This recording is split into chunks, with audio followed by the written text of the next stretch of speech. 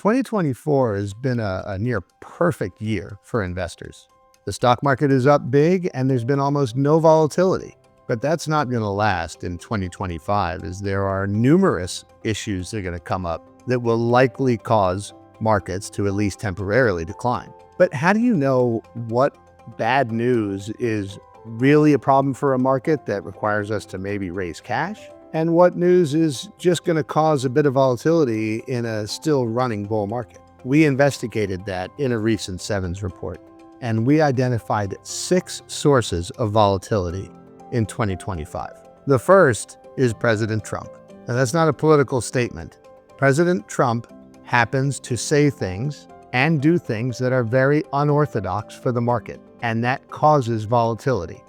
We saw it in 2016 through 2020. And we've seen it again through some of his cabinet appointments since he was elected. Now, luckily, most of this commentary is more bark than bite. So while markets may be volatile on some Trump unorthodox rhetoric, it's not likely to cause a major drop. The second source of volatility is a strong dollar and rising bond yields. Now, I know that most investors don't typically follow the dollar or treasury yields, but you should, because they're important and they directly impact stocks. The higher yields in the dollar go, the more of a problem that is for stocks. But in the markets, pace is really important. So as long as those gains are not super fast or unreasonable or disorderly, then it may cause volatility, but it's not going to end the bull market. A third source of volatility is trade. Remember the trade wars? Well, they're likely back. With President Trump back in charge, we can expect tough talk on China and more tariffs, and that's going to cause uncertainty in the markets. But unless these tariffs are wide-ranging and really impact a lot of imported goods, they are not going to derail this bull market either. Now, here are 2 things that will derail the bull market. The first is economic growth. I get it. Politics is the focus of people right now in the markets, but growth is the most important issue to keep this bull market alive. If economic growth begins to falter, then we have a major problem, because the Fed will not be able to cut rates fast enough to prevent a recession.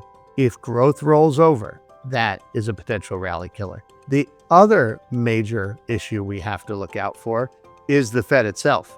The Fed has cut rates, and expectations of continued cuts has powered markets higher throughout 2024.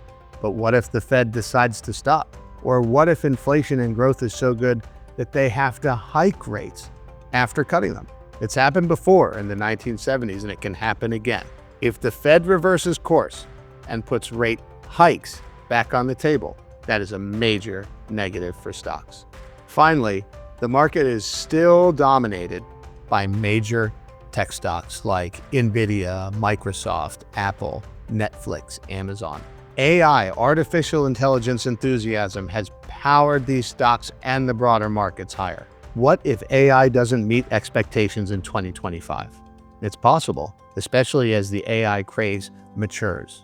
Luckily, the rally has diversified enough so that should not end the bull market.